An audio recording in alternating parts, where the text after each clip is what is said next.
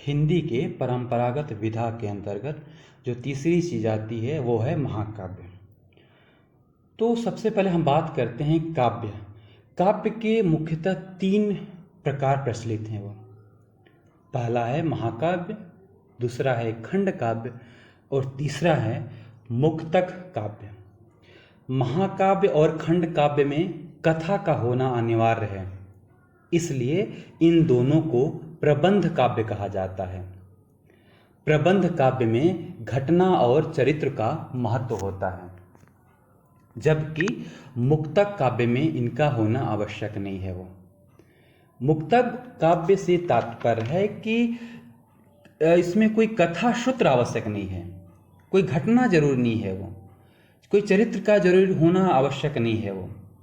वो किसी भाव विशेष को आधार बनाकर की गई एक स्वतंत्र रचना होती है मुक्तक काव्य।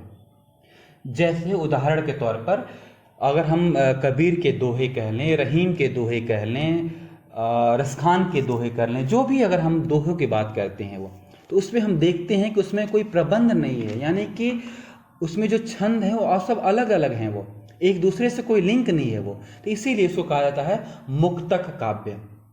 दूसरा चीज जो आता है वो महाकाव्य की। अब हम बात करें महाकाव्य क्या है वो, तो सर्वप्रथम हम इसकी अगर परिभाषा की बात करें तो आचार्य विश्वनाथ जी के अनुसार वह कहते हैं कि जिसमें सर्गों का निबंधन हो वह महाकाव्य कहलाता है।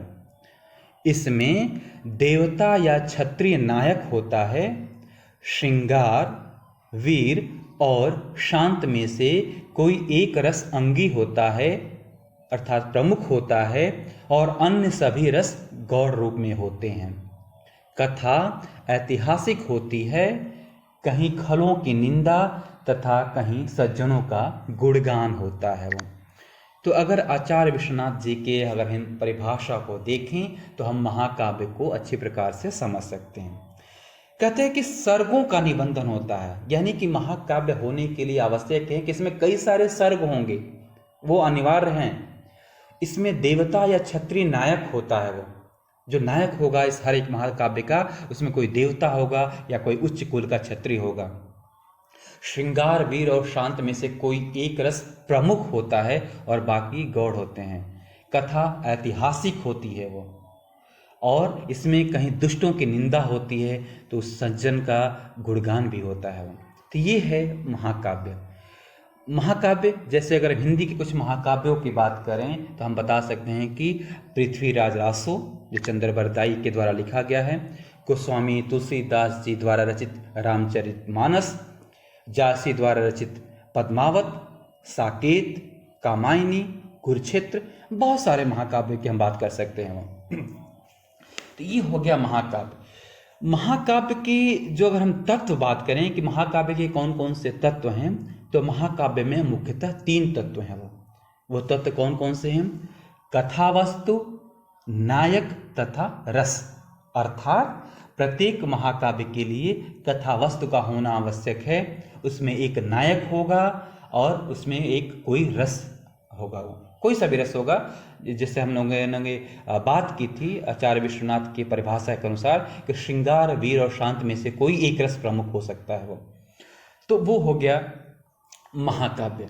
अगर हम बात करें खंड काव्य की, वो तो खंड काव्य क्या होता है कि एक उसका कहा जाए कि छोटा रूप होता है, और उसमें जो है कि जो जीवन के एक पक्ष को दिया हो गया होता है। वो यानी कहने का तात्पर्य है कि जब महाकाव्य में अगर हम देखेंगे तो उसके जीवन के कई पक्षों को, यानी कहा जाए कि वो बचपन को भी में भी दिया होगा, वो उसके जवानी की भी बात होगी और उनके शादी की भी बात होगी, कई सारे पक्षों को सम्मिलित किया जाता है। लेकिन खंड काव्य क्या है? उसका एक छोटा काव्य है वो, यानी कि उसमें जीवन के किसी एक पक्ष की बात होती है। तो हम ये नहीं कह सकते हैं कि महाकाव्य का एक या दो अध्याय को अगर हम ले लें तो उसको हम खंड काव्य कह सकते हैं, ऐसा नहीं है वो, क्योंकि खंड काव्य अपना एक अलग है। वो जैसे अगर हम उदाहरण से समझना चाहें, पंचवटी, मैथिली शरण गुप्त जी द्वारा रचित पंचवटी, इसमें लक्ष्मण के एक पक्ष को दिखाया गया है जब केवल वो पंचवटी में है। वो जब कुटिया पंचवटी में बनाई गई थी केवल वहीं के पक्ष को वहाँ पे दिखाया गया हुआ है। उसके अलावा उनको नहीं दिखाया गया कि हाँ उसके आगे वो जाते हैं तो क्या होता है, लड़ाई होती है क्या होता है, पीछे थे अयोध्या में थे क्या हुआ, वो कुछ नहीं, तो केवल एक पक्ष का दिखाया गया हुआ है। तो खंड काव्य के हम कुछ उदाहरण बता सकते हैं। पंचवटी, वैदेही वनवास जो कि अयोध्या सिंह उपाध्याय हरिओत द्वारा लिखा गया है, किसान, ये सब चीज ये हैं खंड काव्य के अंतर्गत आते हैं। तो ये हो गया खंड काव्य और महाकाव्य। अब हम बात करते हैं कि महाकाव्य की क्या विशेषता है, क्योंकि हमें मुख्यतः पढ़ना है अपने पेपर में महाकाव्य के बारे में। तो महाकाव्य की परिभाषा हम लोगों ने देख लिया, महाकाव्य कौन कौन से हैं हिंदी के, उनकी हमने कुछ बात की, महाकाव्य के तत्वों की बात की। अब हम लोग बात करेंगे कि महाकाव्य की विशेषता क्या है वो। तो महाकाव्य की विशेषता में हम बता सकते हैं, पहली विशेषता कि महाकाव्य सर्गों में बटा होता है। सर्ग से तात्पर्य होता है कि अध्याय, चैप्टर। महाकाव्य सर्गों में बटा होता है, कम से कम 8 सर्ग होते हैं वो। महाकाव्य में ये ध्यान रखनी है कि कम से कम 8 सर्ग होते हैं। दूसरी विशेषता आप बता सकते हैं कि सर्ग के अंत में अगली कथा की सूचना होती है, यानी जो भी सर्ग समाप्त होगा उसकी अगले जो सर्ग होगा उसकी सूचना होगी अगले सर्ग की, यानी अगले अध्याय की। जैसे अगर गोस्वामी तुलसीदास जी द्वारा रचित रामचरितमानस की ही बात करें, तो अगर बालकांड अगर समाप्त होता है तो उसमें अगले सर्ग यानी कि जो अयोध्या कांड है उसके बारे में वहाँ पे सूचना होगी या थोड़ी सी बात की होगी। अयोध्या कांड समाप्त होने वाला होगा तो अरण्य कांड के बारे में सूचना होगी। अरण्य कांड समाप्त होने वाला होगा तो किष्किंधा कांड के बारे में अंत में सूचना होगी वो। इसी तरह से ये कह रहा है कि सर्ग के अंत में अगली कथा की सूचना होती है कि आगे क्या होने वाला है, ये बताता है। और आप विशेषता बता सकते हैं कि देवता या उच्च कुल का क्षत्रिय इसका नायक होता है वो, यानी कि जैसे कि हमने परिभाषा में भी पढ़ा था वो कि या तो देवता होगा या तो उच्च कुल का एक क्षत्रिय होगा। कथा ऐतिहासिक या लोक प्रसिद्ध होती है वो, यानी जो इसकी कथा होगी वो ऐतिहासिक होगी या लोगों में वो प्रसिद्ध होगी वो। और इसकी हम विशेषता बता सकते हैं वो कि महाकाव्य अपने देश की जाति और युगीन सभ्यता संस्कृति के वाहक होते हैं वो। ये हमारे जो देश की जो सभ्यता है उसके एक वाहक होते हैं ये महाकाव्य। अगली विशेषता आप लिख सकते हैं कि इनमें ऐतिहासिक घटनाओं के साथ साथ कल्पनाओं अथवा मिथकों का भी सम्मेलन होता है, यानी इसमें कुछ काल्पनिक बातें भी होती हैं। हम ये नहीं कह सकते कि हाँ बिल्कुल प्रूफ के साथ ये सही है बिल्कुल वो, तो वही बात ये कह रहे हूँ। महाकाव्यों के केंद्र में युद्ध रहता है और ये धर्म युद्ध के रूप में लड़े जाते हैं वो।